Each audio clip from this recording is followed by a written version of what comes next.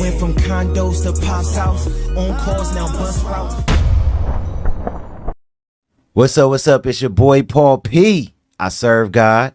I'm not God. This is just my opinion. And welcome to another episode of the Nothing to Some podcast. Now today we have a special guest in the building.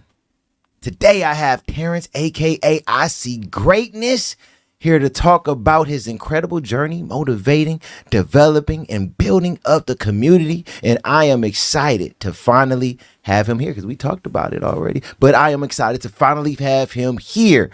How you doing today, brother? Man, I'm phenomenal, man. Phenomenal, man. It feels great. It's an honor to be here in front of you, man. I've been a fan of your podcast, man, for a minute. And I like to say that we're cut from the same cloth. You know what I mean? You know, it's a lot of positivity, and it's very rare that you can find, positive men like ourselves who are willing to pour into the community, and be selfless with it, man. You definitely one of those people. So it's definitely an honor to be here in front of you, brother.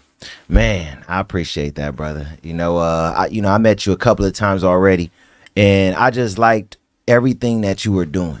Just seeing how inspiring and motivating you are. And also just seeing what you do when it come down to the youth.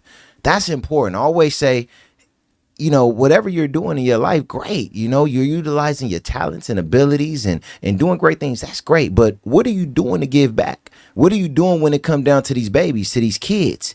Because they need direction. They need guidance. And right now, the internet is guiding a lot of them because they don't have the proper, tools in their household when it come down to the leaders that are in their households, right? So it's important to be there for the youth. And I was able to see that's something that you're doing, brother. So, hey, man, I appreciate everything you're doing, too, because that's important to me just as much as it's important to you, brother. Man, I appreciate that, man. And that's what it's about, about giving back. I like to say that no man or woman becomes rich unless he or she enriches others. If you haven't received the things in your life that you deserve, it's probably because you haven't given the things you owe. In order to receive more, one must give more. And when you give, it's not just has to be a monetary thing. It could be of your time. It could be, giving, of your resources. It can be, as long as you're giving love, giving positivity, these are very resourceful resources that you may not know that you can give. But once you identify that this is what you can give, then that's the true definition of being selfless. Yeah. You just continue to just pour. And it becomes a habit. I'm a habitual giver. And I had to chill out sometimes because one time when you're giving too much, you have to be sure that you're receiving so that you're filled enough so that you can give. So how do you feel yourself? You surround yourself by greatness. These are some of my monetary values. Is spending time with my brother Cowboy. Spending time with great people like you. Spending my time with a lot of the influential people and a lot of the people down on Skid Row and a lot of the children. Because I learn more from the children than I do the adults. Yeah. Gosh, that's a fact. I learn more about AI, than from kids than I know some of the top AI people in the world. But I learned more about AI than making a song. I learned how to making a song from one of my mentees, man. Wow. It's freaking amazing. Wow, that's amazing, brother. That's amazing. Man, so this is your first time sitting down with me, man, on a podcast. So I want to go to start from the beginning, man, and get your story. So with that being said, you from the D, right? Detroit? Yes, sir. West Side, Linwood, Puritan, Detroit, Cass Tech. I just missed the class reunion. Sorry, y'all. But yes, sir. Detroit all day. But I live here in LA, though, and I love LA. Yeah. That's what's up, man. So just give us a little bit of what it was like growing up in the D, because a lot of people like myself, I don't know too much about Detroit. So what was it like growing up in the D as a child, brother? It was great. It was not as typical as you would expect, community. Coming up in Detroit, you had your negative side, at the time our area, where you talking about like BMF and you talking about, the YBI and the crazy days, and we had some strong black leadership in the city. And also a lot of some corruptions and crimes, but we had a lot of greatness coming out of the city. We were just moving off the verge of Motown. So we had the entertainment, on lock, at that point in time. So and that was a vibe. My family, was part of, the media, the music industry there in Detroit. And it was an amazing time. I was fortunate. I grew up with my grandmother, my great grandmother, my brother, my cousin, and my family. I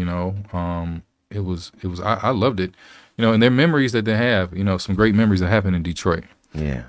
That's what's up, man. That's what's up. So I know you talked about growing up with your grandmother and your cousins and stuff. But did you have siblings as well? Yeah. I have a brother and I got a sister.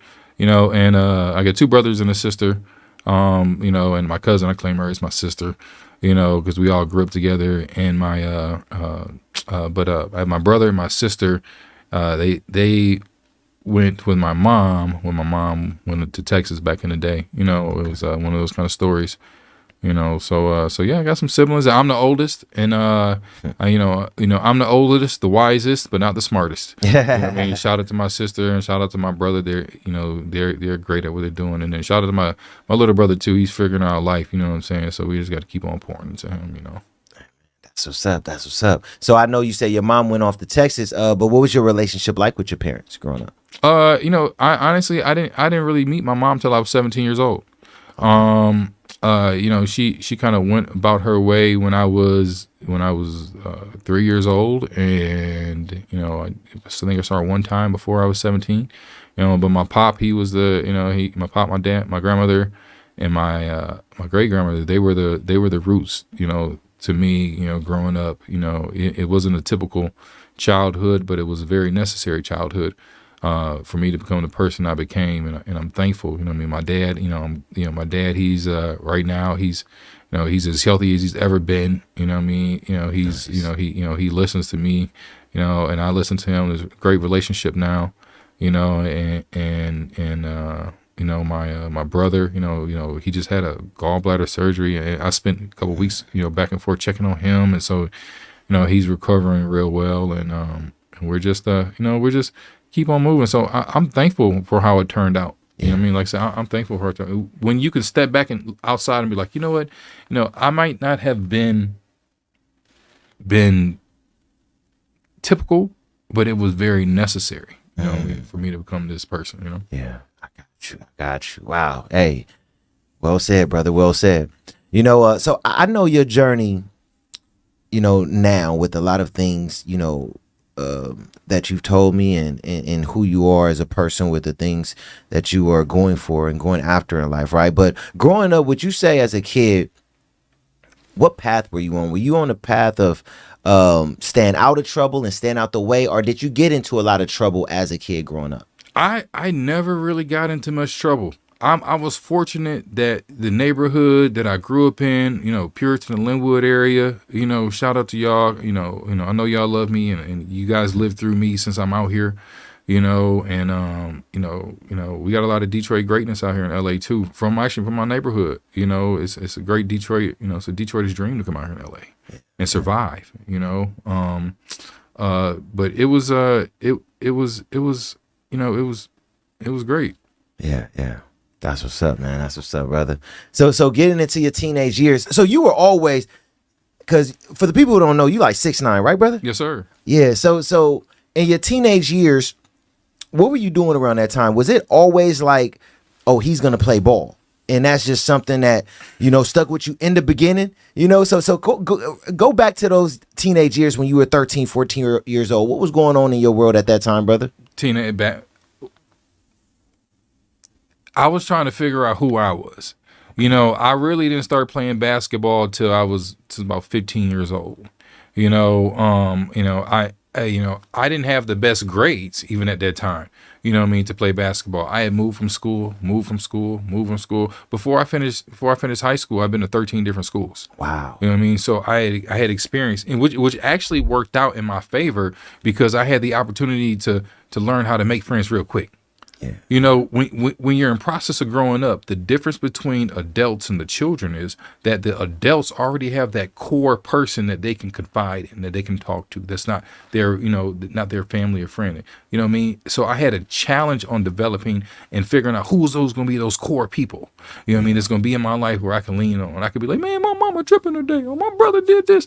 You know what I mean? I had to make those people real quick. And when you learn how to kind of like mutate yourself and be like, you know, bonding, matching, and mirroring, become that kind of, you know, friend, you know, that you can confide in. You know what I mean? It was great. So like I said earlier, I can look back and see how the displacement of my life was not normal, but it worked out for the best. Gotcha. You know what I mean?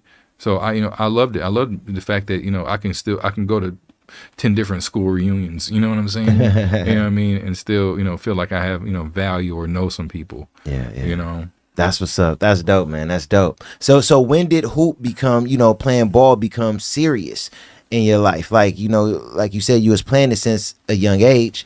When did you look at it like, hey, this is something that I really want to do? Man, it was, and it's funny, I was thinking about him today.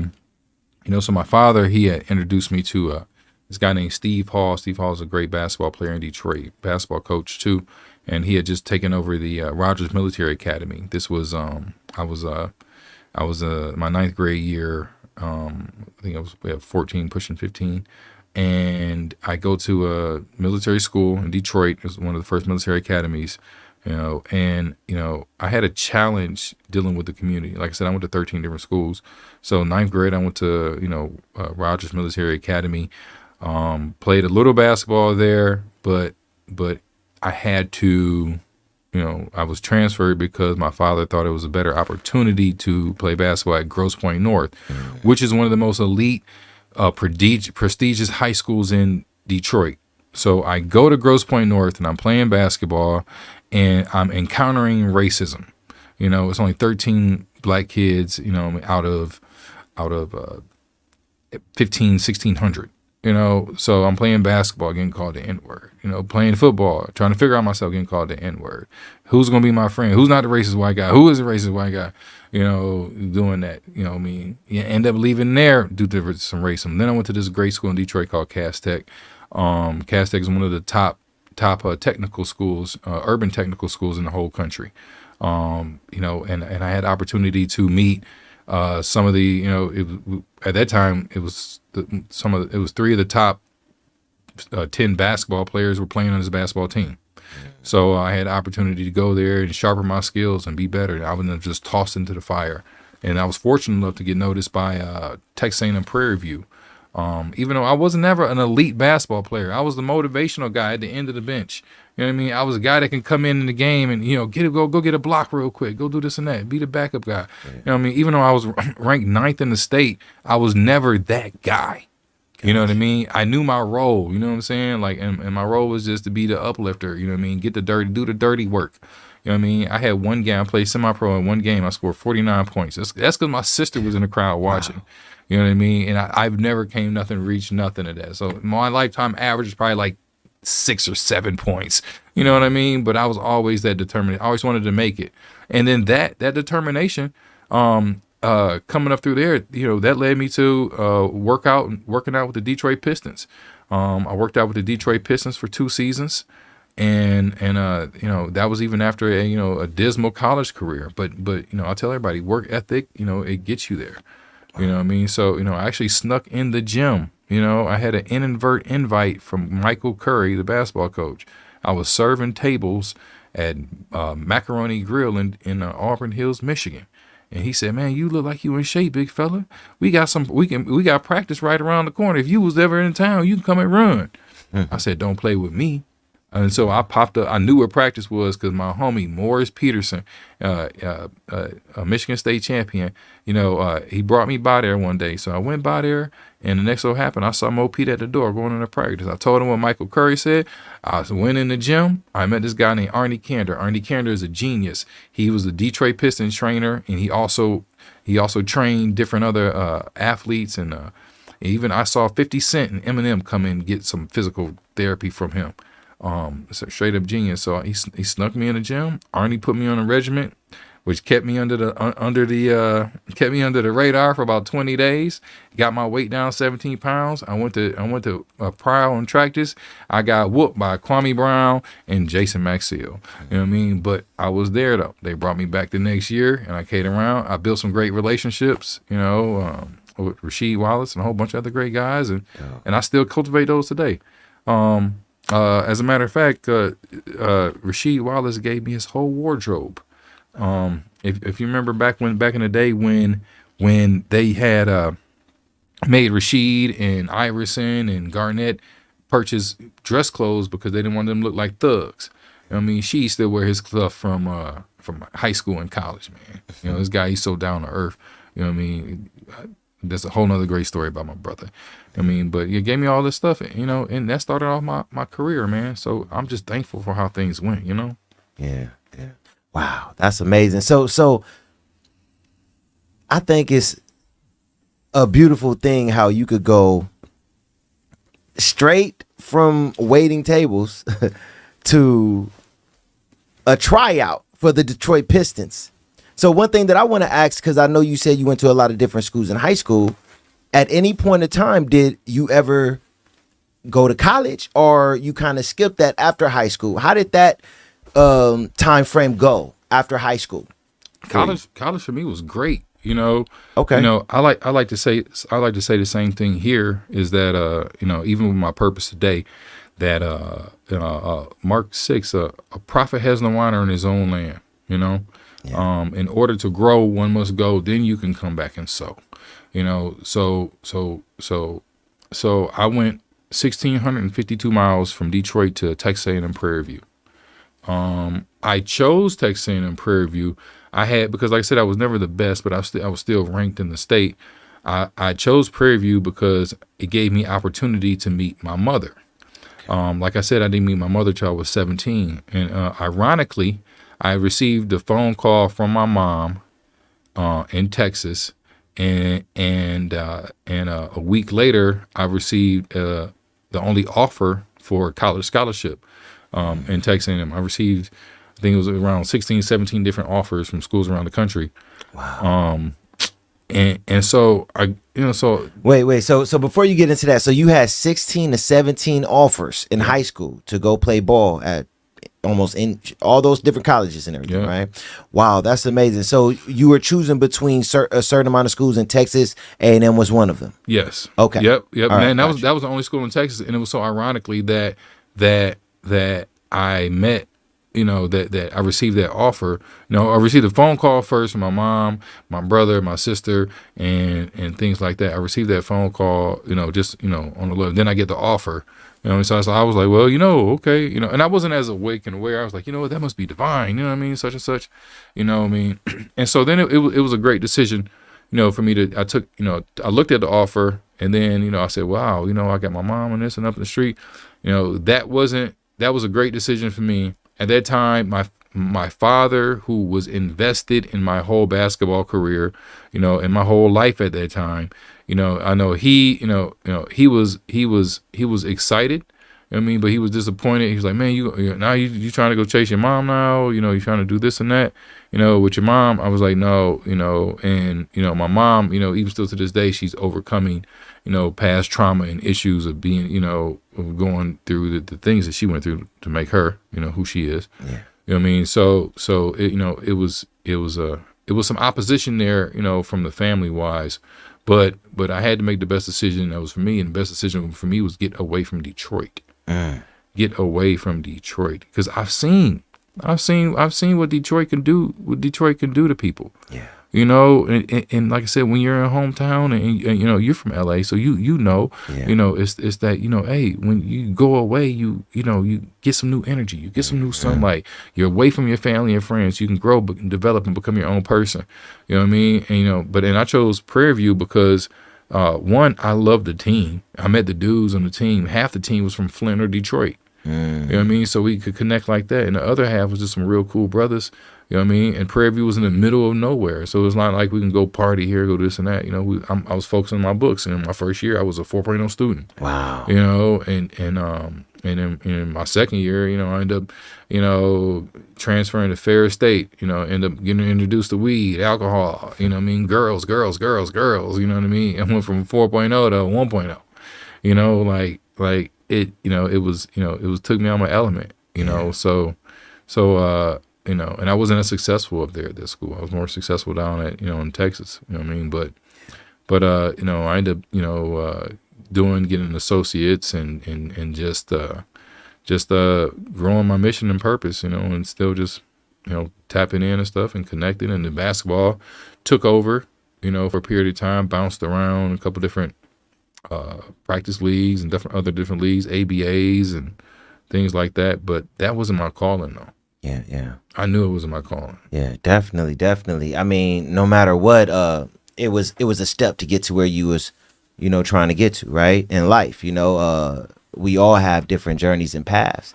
And sometimes what we're doing today isn't what we were doing 3-4 years ago, but we needed to go through that journey to get to where we're at currently, right? So that's all that was, but I think you said something very important that I want to touch on really quick. And that was you basically stating, I had to get out of the D.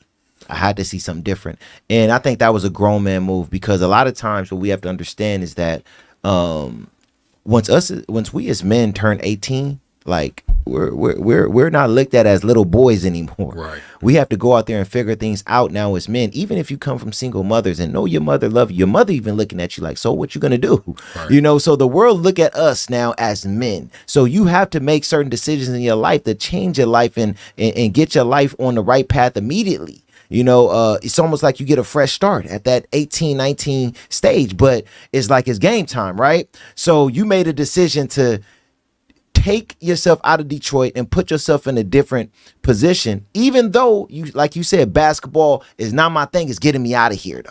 Right. It's getting me out of here, so now I could get to the next place in life. So, I think you made an amazing decision for yourself in your life at that time. I would hope that more young men look at opportunities like that and say, hey, I got an opportunity to do something different. I don't just want to stay here kicking it with the homies, smoking weed, drinking, and doing what I want to do every day. Right. I want to take myself out of this environment so I could go out and be the inspiration to where I come from, right? So I could come back and say, hey, brothers, let's do this. Look at what I got going on. You get what I'm saying? Mm-hmm. That's what we want to be, right? And I see what you were trying to do, and I respect that, so when it come down to, yeah, definitely, man. When it come down to what you was doing at that time, like you say, even though ball wasn't what you wanted to do, would you say you gained something from being in college at that time to get you to the next stage in life from where you was about to go? Big time, man. Besides the relationships, the experiences, like I said, you can never really truly respect the experience until you see the product of what it produces, and that could take years. So the experience of networking, the experience of being away from home, the experience to identify how to deal with different people.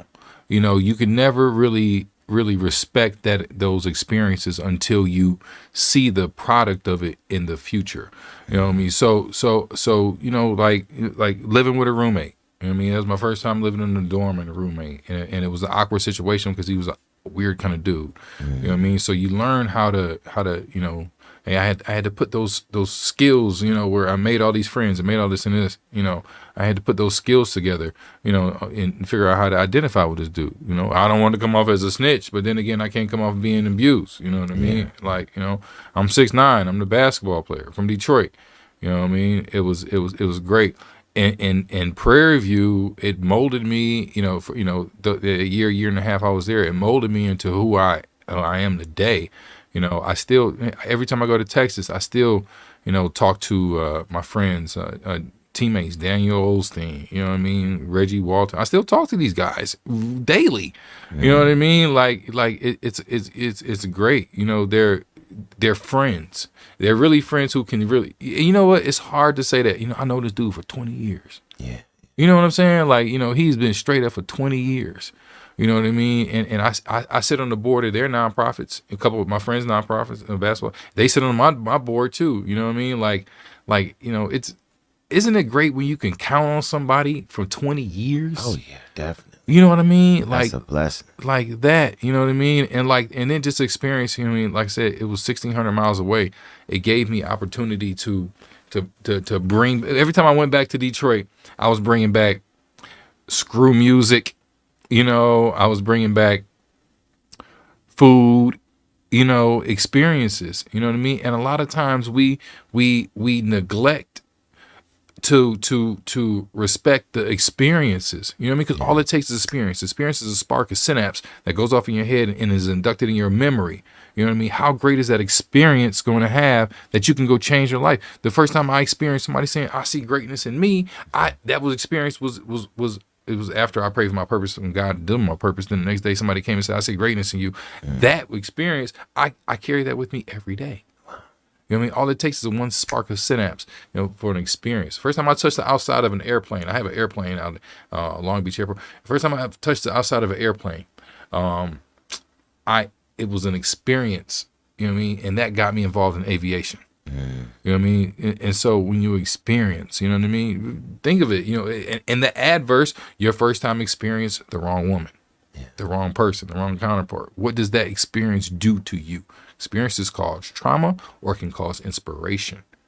You know what I mean? So my whole thing was understanding, one, the separate the two, the trauma and the experiences, but understanding that even though you may go through a traumatic experience, trauma, childhood and things like that is inadvertently making you harder somehow, some kind of way for other experiences. And when you have those experiences, you can share those experiences. What's that called? A testimony. Yeah. You know what I mean? A testimony is when you have been tested. You know what I mean? So once you've been tested, you can pass on. That's why I love being a mentor. You break the word mentor down. Mentoring through your life. You know what I mean? To come and be a tour. You know what I mean? Like Cowboy. You know what I mean? We're mentors in each other's life. You know what I mean? You know, and so we you know, so it's a tour. You know what I mean? You come through. I've got hundreds of mentees. You know what I mean? And I'm a mentee to hundreds of great men. You know what I mean? So and that's what it's about, passing, man. So I love that experience, man. I had so much great basketball. Like I said, it was just the basketball was just the vehicle for me. Yeah. You know what I mean? It was like I said, I was never, even though, you know, like I said, I worked out and did some things, that was just all God putting me there. You know what I mean? I was never the greatest, you know, basketball or anything, but I was the greatest motivator. Not too many people can tell me that, you know. You know. That's what's up, man. That's what's up. Beautiful, man. Beautiful. I love how you even went into talking about, you know, mentors and being a mentee and your testimony and everything. Something that I'll add to that. I always say when it comes down to us men is it's important for us to go out there and be disciples, you know, and things like that. So, man, I just love these are the type of conversations that I love to have because I'm all about the youth. I'm all about giving back.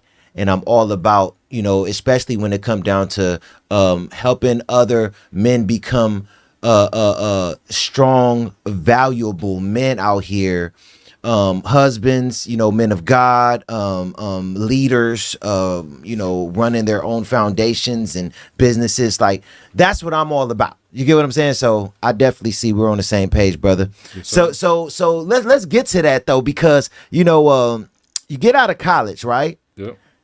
Now, after college, of course, we know basketball is now kind of out the way. Like you said, you dabbled in it with Detroit and stuff like that. But you start to get to that place to where you start to develop the I see greatness, right? You start to develop that, brother. How do you start to go into a direction where that start to develop after college? That was.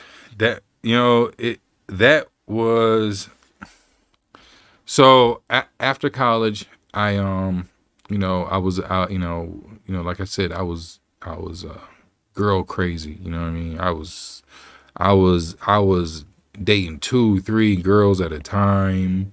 I was still in and out of basketball, because I didn't see any opportunities right after college, and so So I was trying to figure out going the boots on the ground way. Let me try this league. Let me try this league. Let me see if I can get overseas. Let me get this agent. You know, I got screwed over by agents, and so it was a down. So you know, actually we're coming up on 20 years to this date. You know, you know, I didn't get down on my knees. I don't get down on my knees. I don't put my head down to pray or do nothing like that. You know, I look straight up to the Most High and say, God, you know, tell me what I'm here for. I said, what is my purpose? What am I here for? And when you get that convicted and you get that fed up with the results that you've been getting, because you see it and then now you're becoming a byproduct of it, and it's like you see yourself rotting, you know, and so you tell God, you know, so you have promises for me. What am I here for? You know, and the next day I was working at a restaurant, and I was working at Macaroni Grill. I did 2 jobs, Macaroni Grill and Applebee's. And this guy by the name of Bill Peterson came in, and he said, I see greatness in you. I think I dropped the tray, I dropped everything. I said, that's what it is. I said, that's my purpose. So I said, that's what I literally wrote it on the board. I mean, you know, something similar to this right here, and I took it, you know, but it was a little bit bigger, right about the size of this. And I took it, you know, I just took it, started standing on corners and started pointing at cars and just getting, you know, excited. You know what I mean? I was listening to gospel music and motivational affirmations and things like that. I just started pointing at cars. And at the same time, you know, I started to research and study personal development, positivity, you know, like the Les Browns, John C. Maxwell's, Jim Rohn's, Dale and Carnegie's. I took the Dale and Carnegie sales training program. You know, I was so hungry. I would even take speech classes in local colleges and not even register. I would just talk to the dean and talk to the teachers and say, can I write a speech? And I was the best speech speaker in that class, those classes. And I was fortunate for those opportunities. And I was just on fire for inspiration, for motivation, for learning. I started a book called The Textbook, and The Textbook was the first book ever written, received, and read via text message. So it's a combination of inspirational personal development, self-help, positive, motivational text messaging done on a consistent basis, 3 days a week, 12 days a month, 144 texts out of the total year, sent to a network of over 10,000 different people. You know, I was texting the Pistons, I was texting Obama and his team, I was texting you know, influential people. Even still to this day, you know, I send out motivational positive texts to individuals, not on the mass level, because I was only able to do that from a BlackBerry, and when they had group messenger back in the day, and so they cut that out, and BlackBerry cut out too, you know, so that kind of cut that out. But I still do personalized motivational text messaging, just not on that mass level. But there is, like I said, it's been 20 years to this date, and I am working on the app now. You know, I still get people that say daily they think about that. You know what I mean? So it's that. So after I started the textbook, you know, that kind of opened up doors for me too. I created an inadvertent network. I had a network that was receiving text messages. So I was at one point in time for my BlackBerry, you know, I would send and I just posted this on my Instagram, the BlackBerry, like yesterday actually. It's weird. I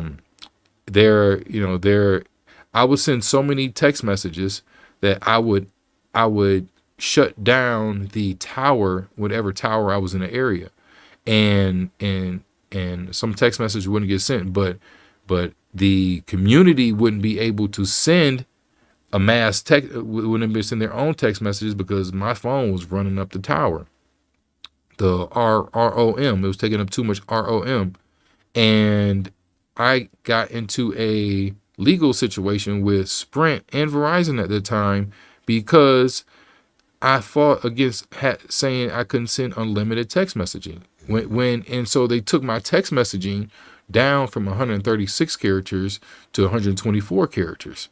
And so I was like, wow. But it actually worked out better because people appreciated the smaller message versus the larger message. And thank God that it worked out that way. Yeah. You know what I mean? So I See Greatness in You was a product of a prayer from purpose and research on inspiration and motivation, the masses. Wow.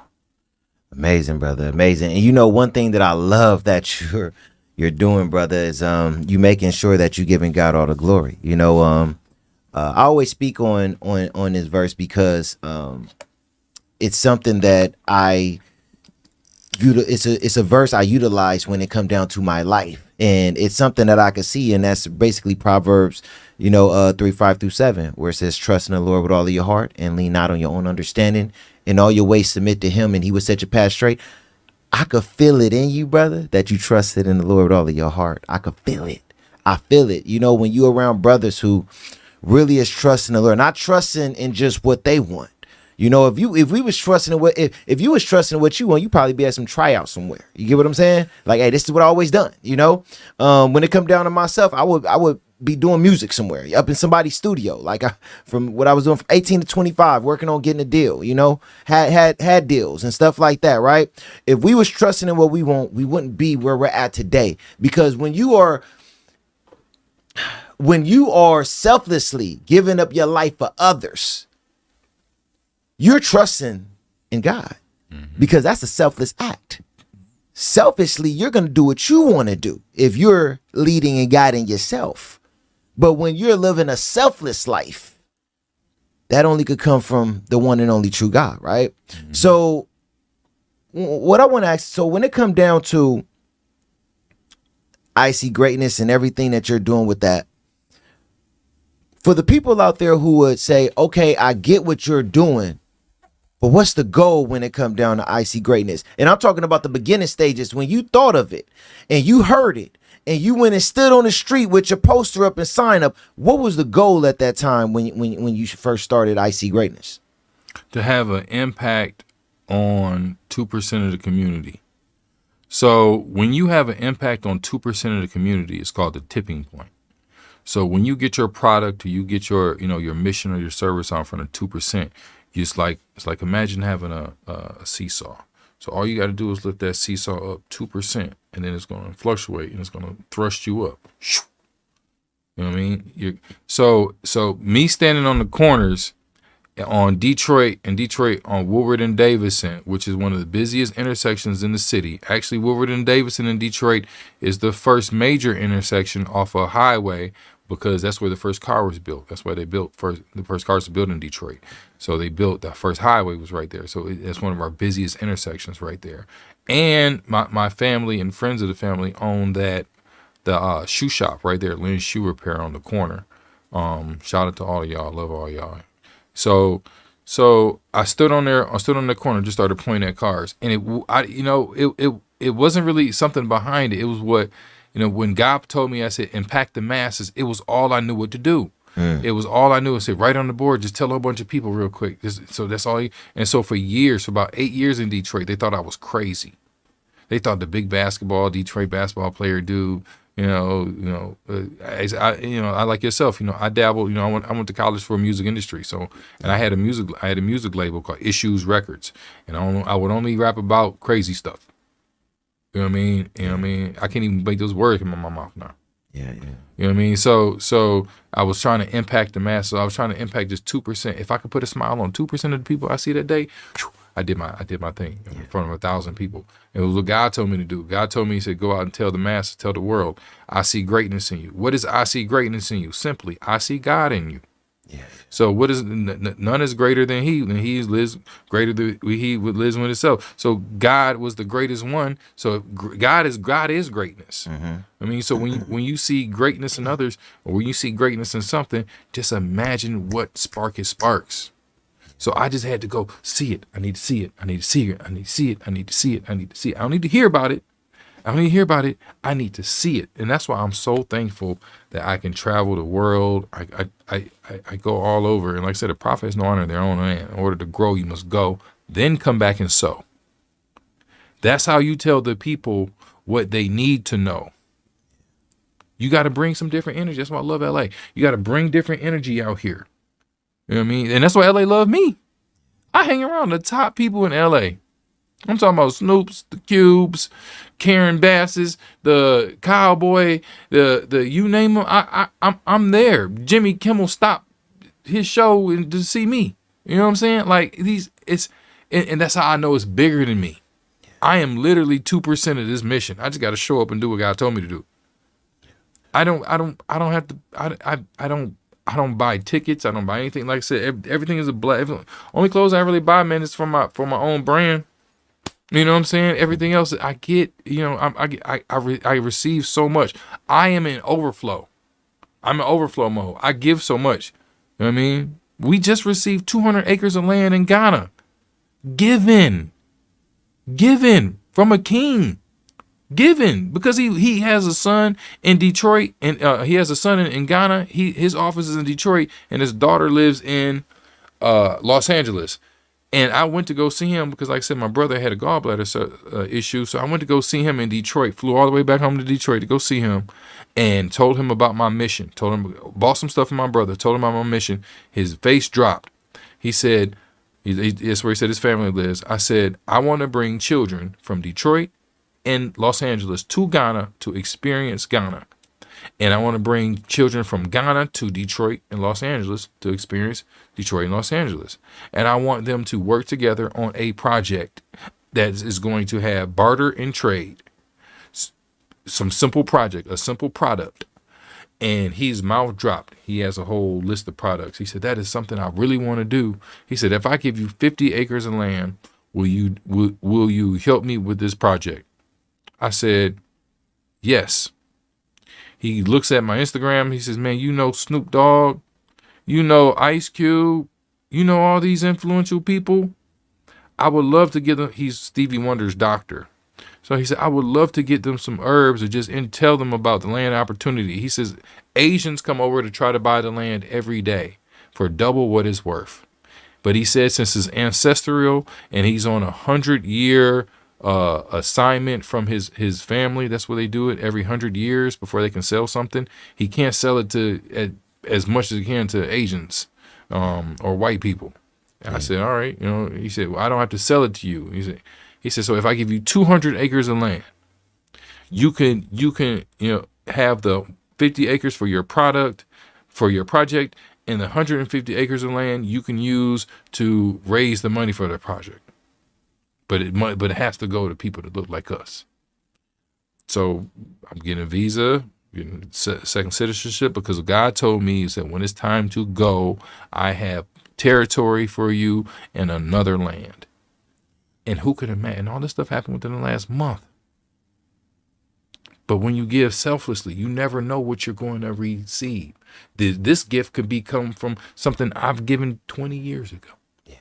You never know. You never know. I get so much stuff, you know what I mean? And I just, because I that's what I'm saying. It's overflow. You know what I mean? It's overflow. And now Lord, thank you for giving me the ability to manage overflow in the right direction. Because when you get overflow, it's like seeds. You got to plant seeds here. You got to plant seeds here so you can water it, remove the weeds, give it sunlight, and let it grow.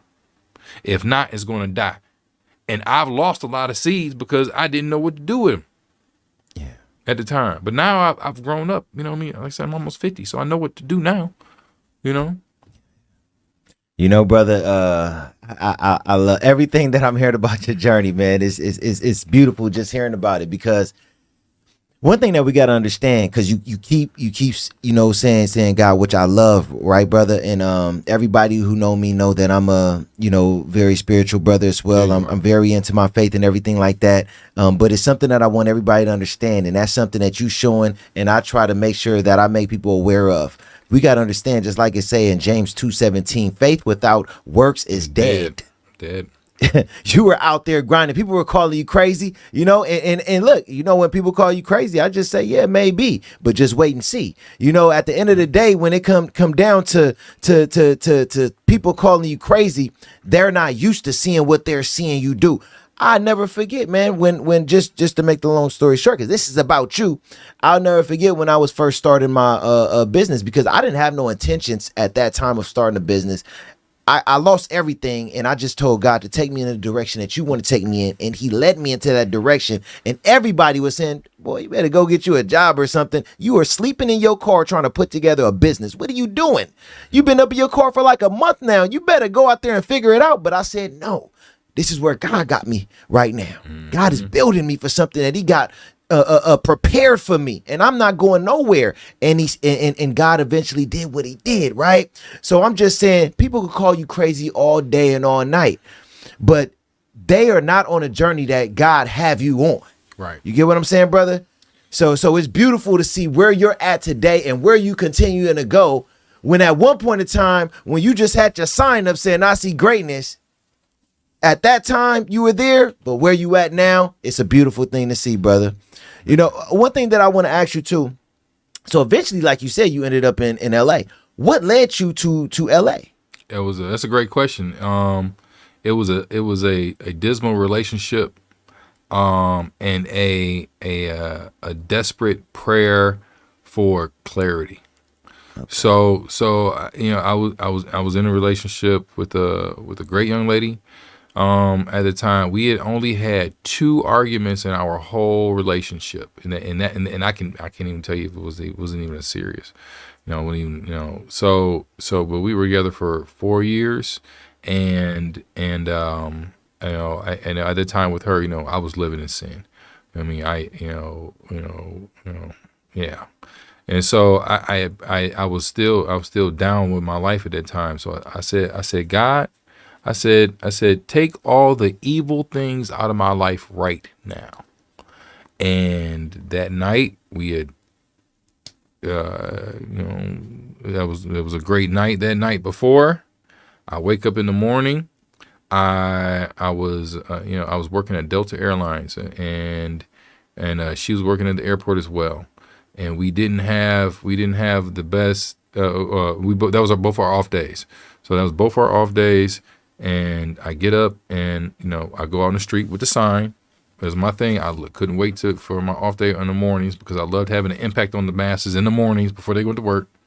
And I come home in my apartment, and after that I called her. I said, I said, you know, because we had a tradition since it was both our off days. It was a Thursday. And so she had, I said, let's go out to breakfast. I was going to take her out to breakfast. Get to the apartment. She's gone.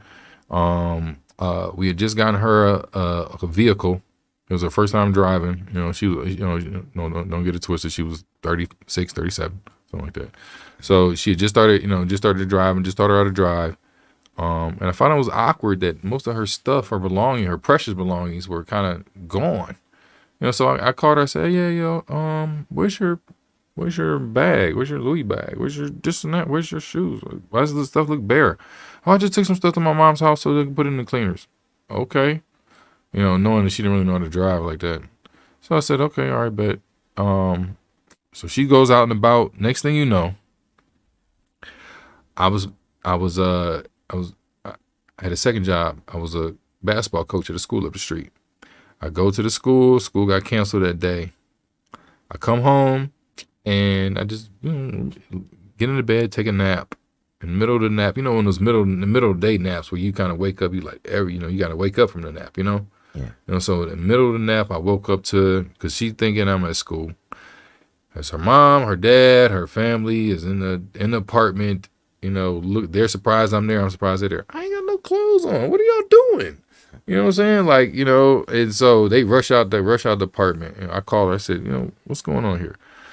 She said, I just think it's time that we break up. I said, okay. You could have went about this a whole nother way. You know what I mean? I was literally upset for about 36 minutes because I recalled the prayer I prayed the night before. I said, God, take all the evil things out of my life right now. And when you pray that prayer, and when you get that answer, you never know what's going to be taken out of your life. So I was, calmly helped her move her table, her chandelier, and her other parcels, out the apartment. It was me and my dog. And we, at that moment, I changed my lifestyle. I changed what I was eating. I stopped eating all kind of BS. You know what I mean? I went on a fast. I started dieting. I started eating but fruits and vegetables. You know what I mean? And it gave me energy. I started listening to inspirational, positive music, hanging around with some bit different people.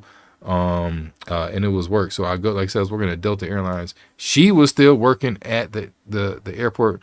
Her office or her store she worked at, she was a clerk. The store she worked at was right next to my door where I had to walk into work every day. I did not want to see this woman every day. I got to walk into work. So I said, God, you took all the evil things out of my life. Thank you. Now where you want me to go? So I get to the board at work and I'm looking and I'm doing one of these.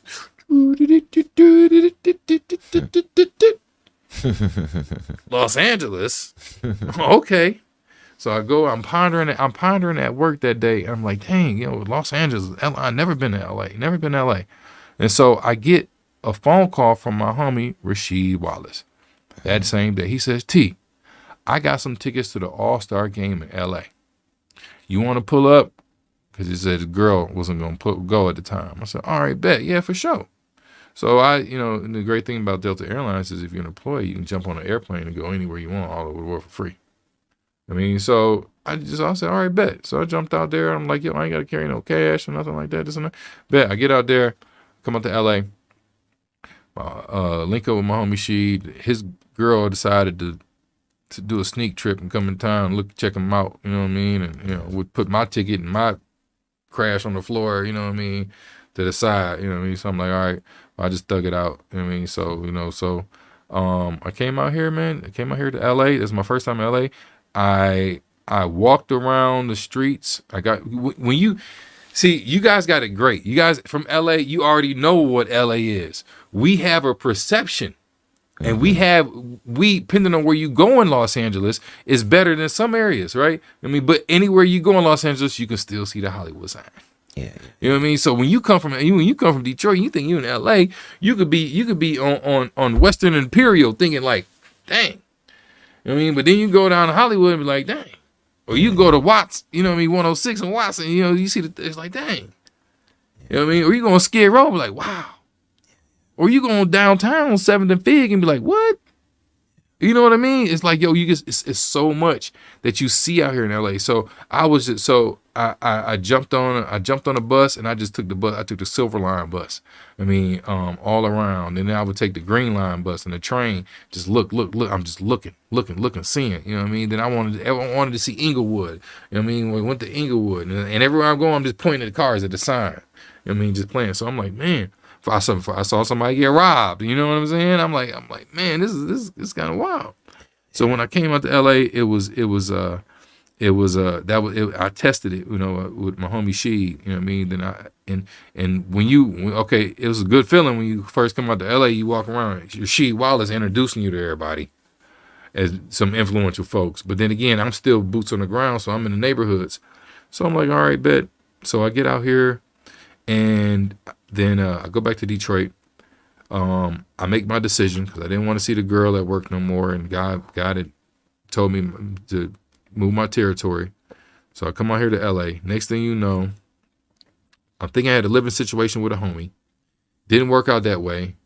Next thing he had his girlfriend decided to move in, which took up my spot on the couch. I was working at Delta Airlines. They recognized the problem. I ended up getting a raise, getting all type of stipends, but after me staying on the streets for 45 days, you know what I mean? So I would just travel around Skid Row, find different organizations to help serve, jump on different buses and trains. Any opportunity I had to get off work, I would jump on an airplane somewhere, go, whoever had first class, I would go eat, and come back. And I was really, grinding with it. Then I got on my feet, which was great. Wow. Like it was great. Amazing. And a couple of things you said about LA, that's factual, man. About the perspective of people who are not from LA, the perspective they have is very different than the perspective people from LA have. Because we have lived here our entire life. And one thing that I always tell people, it's a blessing that you had Rasheed and then found your way. But I always tell people, if you don't know someone in LA, trust me, do not go out there without knowing anyone, because you could end up in the wrong place.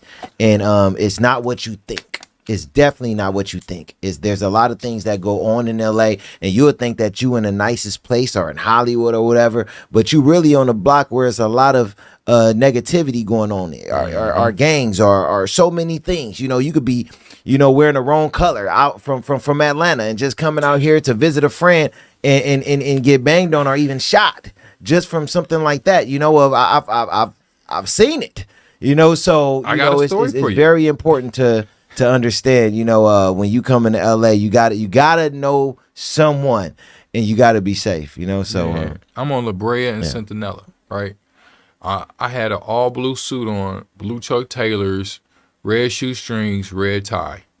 And I was doing it because it's a match. I'm from Detroit, straight pink Gators, my Detroit players, you know what I mean? Like, I'm from Detroit. I was crispy. Man, and I had the sign. And shout out to my brother Energy. He's a Tootsie, man, as a my tribal, I'm a Tootsie, which is my family heritage from Rwanda. So if you may ever notice some of my hairstyles, it's a natural Tootsie hairstyle. He was the top Tootsie here in Los Angeles, and he just passed away about a year and a half ago. And so I was on his corner on La Brea and Centinela, just pointing at the cars, doing my thing. It's a high traffic area over there. This blue Chevy pulls up with dubs on it, rims on it. I mean, all the dudes have blue on, and the little one. You know what? Shout out to the. You know what I mean? Is I have a gang recidivism program, and so I know a lot of the gang members that are around the area. I work with them with my nonprofit. We see greatness in you to keep them out of jail, and also do productive things in the community. Even like my man's Cowboy, we've done massive work in the community. And if you notice, he's still on the streets doing great things, while a lot of other people who he used to hang with are not here or out somewhere. So these gangs, these dudes, man, they pulled up on me and they jumped out the car. If you notice, sometimes it's always the littlest one, right? So the little Crip brother, he jumped out the car. He says, "Hey man," he says, he's looking at my shoes. He said, "I see you did work around here." I mean, now where I'm from in Detroit, when you say do work around here, it means two things. I mean, you either sold some dope or you even hurt somebody. You know what I mean? And so I felt his vibe. He was looking at my shoes. You know what I mean? I didn't know that if you can't wear certain shoestrings in your shoes if you got certain colors on. So I'm like, all right, so I did work out here. But there's a matching mirroring. Whenever you feel threatened, you either have to match their energy. So yeah, I did work all the time out here. So, and you can even match their movements. So when somebody dum, it's almost like a dance. Yeah, I did work all the time. So I did that. He said, "Well, what hood you from?" Now I'm from Detroit. Like I said, I'm from Puritan Linwood. So respectfully, I'ma shout out Linwood, not knowing that there is a Linwood right around the corner. So I said, "I'm from Linwood." You know what I mean? And he looked at his homies in the car. He said, "Oh," he said, "Linwood." He said, "We got some homies over there in Linwood." I said, "Yeah, me too." I said, "You got," he said, he called me cuz. He said, "What's up, cuz?" And then I grabbed his hand and I shook the heck out of his hand. I said, "I'm not your cuz, I'm your brother." Stop. Look them right in their eye. I look right in their eye, look right through their eye to the back of their skull. And he said, all right. Well, I just want to let you know that you around here, such and such, we take care of this neighborhood. I said, well, that's great. I said, that's why the Crips was created, to take care of the neighborhood. We need more people out here taking care of the neighborhood like you. I'm trying to help you. I ain't no Crip, but I'm a man just like you. And they was cool. And it was so funny, man, because every now and then I would see those guys and they would always show some love around the corners. You know what I mean? Like, they know Cowboy and them too. They knew my brother. And it was just weird. So yeah, wearing those colors around here, yes. It will definitely come off. You have to know where you're at. You know what I mean? And then respect where you're at. You know what I mean? No matter where you're at. Definitely, brother. Definitely. So you eventually come out here for good, and I love a lot of the things that you showed me, man. You really started to make moves when it come down to spreading your I See Greatness brand. You see people like Lisa Leslie, Freeway Rick Ross, you know, of course, Cowboy.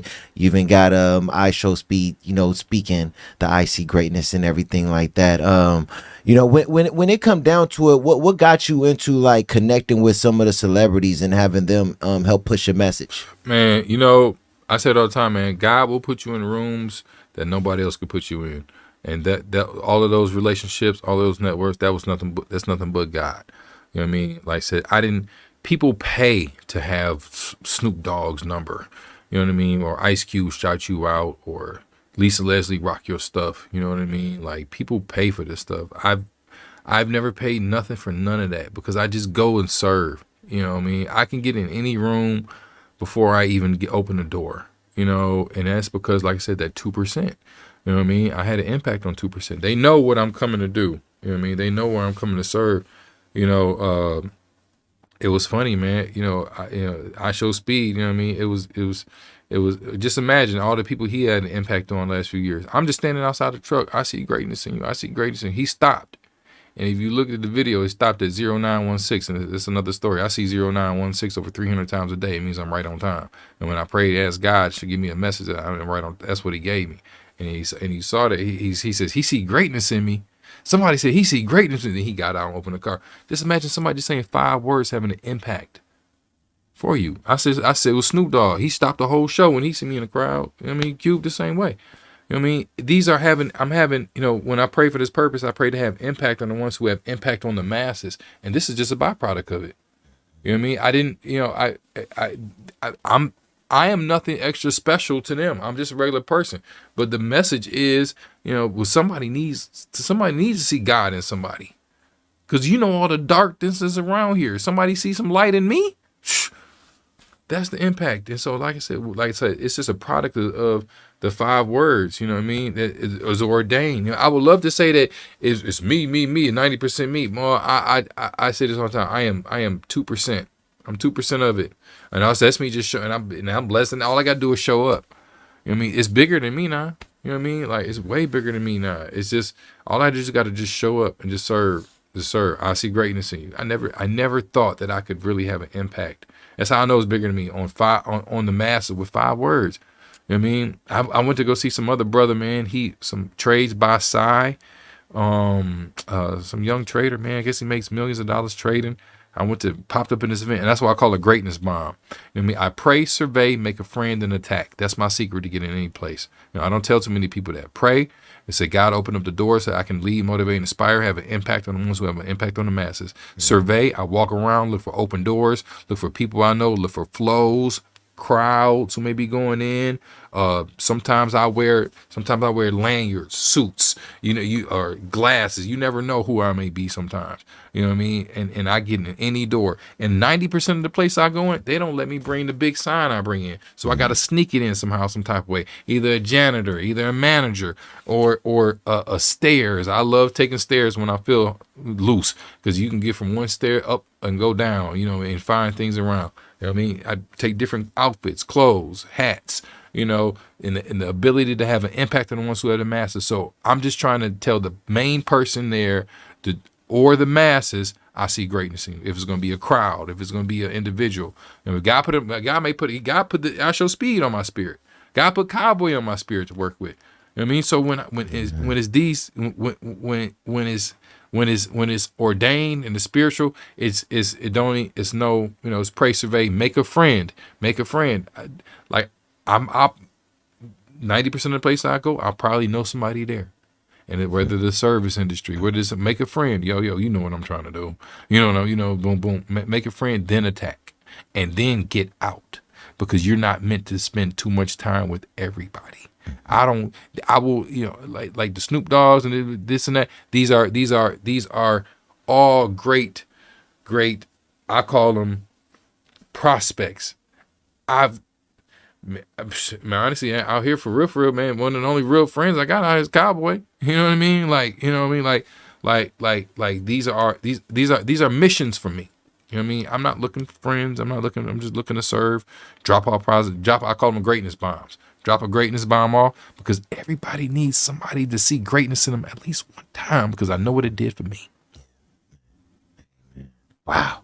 Powerful, brother. Powerful. Very powerful.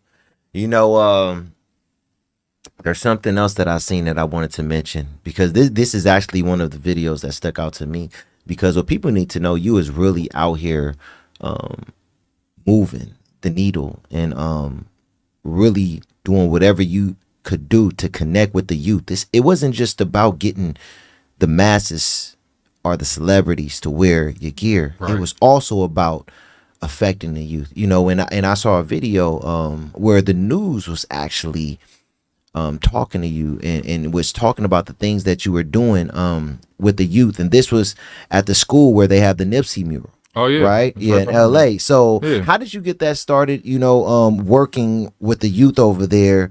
And are you still working with the youth in that part of the city? That was I had an invite from my Detroit brother, Bobby Hudgens. He was he had a program over there, and he started it, and he kind of brought me in, and they kind of adopted my program, as the basketball part and motivational part, and he did some music, and we had an enrichment program over there, and that was great. So that is, and isn't, I'm telling you, man, when God has a plan, it's already figured out. You know what I mean? You just gotta put the foot on the gas and go. So for me, that was great, because that was at Crete Academy, which is on 60th and Crenshaw. Right where the Nipsey mural was at. You know what I mean? This God will prepare things for you before you get there when you are on a mission. So I didn't know. I never knew where I was going to be serving at. Like I said, I was on La Brea and Centinela, which is not too far from Slauson and Crenshaw. That's where my brother was at. People had always told me, they said, man, you need to go over and meet Nipsey. You need to go over and meet Nipsey. He's right up the street on Slauson and Crenshaw. You know what I mean? He would love to hear about what you got going on. So I go to La Brea and Slauson, and I'm out there one day, I'm holding up the sign, and all of a sudden a black Tahoe pulls up, and the back window rolls down, and it's Nipsey. And he says, I mess with the greatness, homie. I fucks with the greatness. Homie. You know what I mean? Yeah, I was like, yeah, I see greatness in you. I mean, and at that time I didn't know Nipsey. That was my first time ever interaction, anything like that. So within a week, I had got the invite to come over there and talk to the school, and went over and talked to the school. They liked the program, and people were telling me, man, the marathon right up the street. You need to go over there. I neglected to even go over there, bro. I didn't even go over there. I didn't anything. So I just went about the program, and then about 2 weeks later, Nipsey was murdered. And then we painted the mural over there at the school. It was the Hoop Bus. You guys ever heard of the Hoop Bus? Shout out to my man's Nick with the Hoop Bus, man. Those are my brothers too, man. We've been all over the world.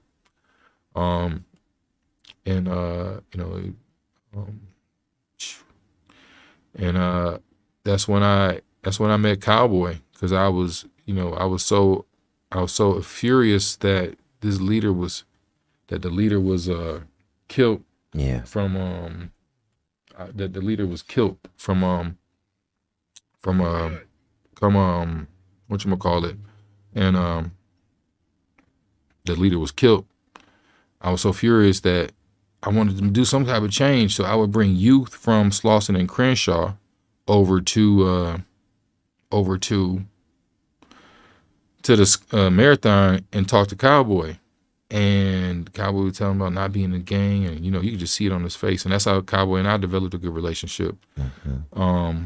Was through the youth, man. And it was just it was weird, because it was like that he was a leader in that community, and me being an outsider, I didn't see it, but I felt it. I went to the memorial. I was there right when those 11 people got stabbed. It was right there. Mm-hmm. at the memorial. I was right there. I saw the spirit take a turn in the city that moment. You know, I saw that. And I, like I said, it's weird on how God prepares territories before you get there and when it's ordained, because we hooped, we had to talk to the people in the neighborhood, because the people in the neighborhood didn't want people stepping on the Nipsey mural because it was a mural. They thought it was disrespectful. We had to have those conversations with the neighborhoods. That is for the school, for the kids, and we doing something positive. It was weird, man. And so to work with Cowboy now and to see that, even though like Cowboy's my friend, but I don't have conversations about Nipsey. I don't know Nipsey. I know what I've seen. And I know what the reactions to what happened when people do have those people don't want to hear about that. 90% of people come around Cowboy, that's the first thing they want to talk about. Yeah. You know what I mean? I've lost plenty of homeboys. I don't want to talk about it sometimes. You know what I mean? Let's talk about the future. And that's what my brother Cowboy, man, he always talking about building and cultivating for the future, man. Like I said, we work on some land. We had a store, we sold hot dogs, shirts, this and that. We spoke to crowds, you know what I mean? And it's just great, man. I really love LA, man. I love LA. You know what I mean? And I'm so grateful that God put me around great company and great people, you know what I mean? No matter what the background was and no matter what they did, but this ability to see greatness and no matter where there be perception of darkness, you know what I mean, it's definitely turned me into a superhero, man. Yeah. Beautiful, brother. Beautiful. Wow. And I also could vouch, man, the first time I met Cowboy, right, literally a month after probably Nip passed. And, from that Cowboy to now Total always was about change and seeing the community grow, but just seeing the growth in him alone and in those, almost 5 years, probably a little bit more. It's just been one of the most like transformational changes I've seen from somebody coming from the streets in his position. So shout out to Cowboy, man. And just going back to the youth a little bit, it's just a beautiful thing to see that is one of the goals in your life, brother. A lot of these kids, out here, like I said earlier, they don't get that at home. They don't get those tools, when they come out of their homes, because maybe they're not getting it from their parents. So to have someone there to give them those tools is a beautiful thing, brother. So moving forward, what are the steps moving forward? What do you got planned? What do you got going on? What's the next steps when it come down to Icy Greatness? My man of God right here, my guy. What's the next steps, brother? What you got going on? Africa. Ooh, Africa. Wasn't expecting that one. Africa. Wow. It's we're building a team right now. Like I said, we acquired 200 acres in Ghana. We're going over December 5th to mark it off and take care of some plots and planning, but to take care of that. Like I said, I'm in overflow mode, and I've lost some things in the past because I didn't take care of the gifts that I had. And so now we're in overflow mode. I want to take care of it, since it was a gift and a given. Also, me and my team, we have an ethical AI program that we're marketing right now. It's headed to 40 different schools. We do it virtually. We teach ethics when it comes to AI, so the youth know the proper ways on how to use certain AI when it comes to different homework applications, things like that. Also we have a mobile mentoring program. So we'll do a lot of work with inspirational, motivational people on just identifying their views, philosophies, habits, practices, and discipline on what made them successful, and continue to fuel those different ingredients in their life somehow, some kind of way, so we can keep that going. Because a lot, so we're, like yourself, a lot of people, a lot of influential people, or people who got it together, they get the message as soon as they hear it. They grasp onto it because you need some type of motivation, and the great ones team to get it, use it real quick. You know what I mean? And they draw it from everywhere. But a lot of people are still trying to figure out that path. You know, they'll neglect it. So they'll be like, oh, okay, yeah, he see greatness in me. Oh, okay, he think I can do it. Okay. But you go back doing the same stuff. You know what I mean? That successful person like yourself, you know what I mean? Like you can grasp onto it, you know what I mean? And then do something with it. I mean, like when the Snoops, when they stop the crowd, when they see me in the crowd, or so I can tell the pedigree of a person on when they grasp the message. It's like when I do my hair certain kind of ways. They think I'm crazy. For the real creative people, because I'm a registered genius from the Meta program on creativity. So when people see creativity, they grasp onto it. You know what I mean? But when people who lack creativity, that gene, they're subject to be doubtful. You know what I mean? But the person who's gun ho, like, oh, that's dope. I can do something like that. I mean, something's going to happen from that. There's no pullback.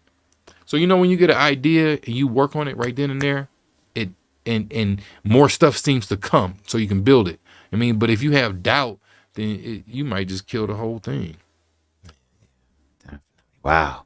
You broke that. One thing I can say about you, brother, you know how to break things down into little pieces to fully gain an understanding of what you are explaining. And I appreciate that when it comes down to it, because I think it's important what you're doing. And I think people have to really understand, not just I see greatness, but understanding each step of why, like you said, I'm going to Africa. This is what I want to do. This is what I'm building. This is what I'm working on.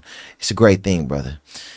So one thing that I always asks everyone as we get towards the end is, what does nothing or something mean to you? Gosh, I love that question. Nothing or something means to me that you have the ability to create. That when you have nothing, you inadvertently have everything. When you have everything, you can create anything. So a lot of times we might think that we have nothing, right?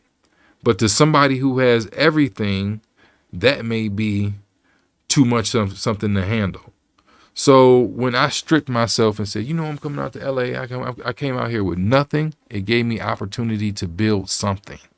When you have nothing, it's like running with an anvil that is connected to you. When you have nothing, it's like running with an anvil that is not connected to you. But when you have something, you gotta carry something. So in order to get to where you need to be, you need to experience nothing. So you have the ability to become an alchemist. In alchemy, you can turn nothing into something. Wow, that's beautiful, brother. That was beautiful, man. Don't you? I just love it. And that's why I love. That's why I even love just seeing your pop up, man. Because it's motivational for me. It's like when you're doing nothing, you got the ability, you can turn nothing into something. So it's like a piece of clay, right?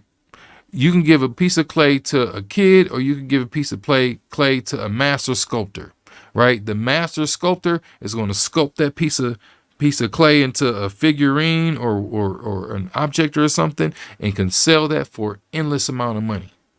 Right? A kid can go do the same thing, and you can mix both of them up somehow, and they're going to both have value to two different people. So both those people can turn nothing into something and still create value. Beautiful. Yeah. Love it. I love it. Love that breakdown, brother. I'm Love proud of you, man. I'm proud of your podcast, Appreciate man. you. I'm proud of the work you do in the community. Thank you. I'm proud of your consistency.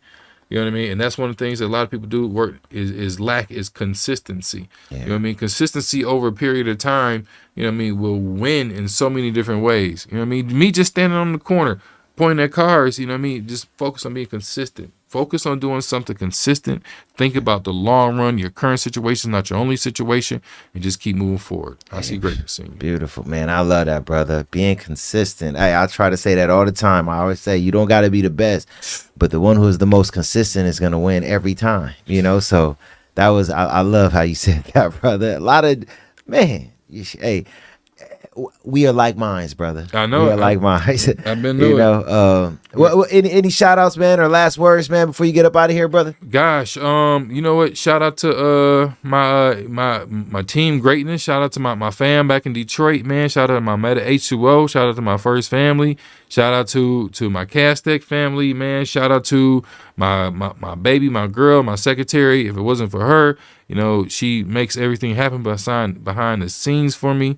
You know what I mean? It is my baby Crystal, man. Shout out to her so much, man. She if it wasn't for her, you know what I mean, I've dated multi-millionaire women, Miss Michigans, Miss Americas, Miss whatchamacallit. When I first got to LA, I even got engaged somewhere else.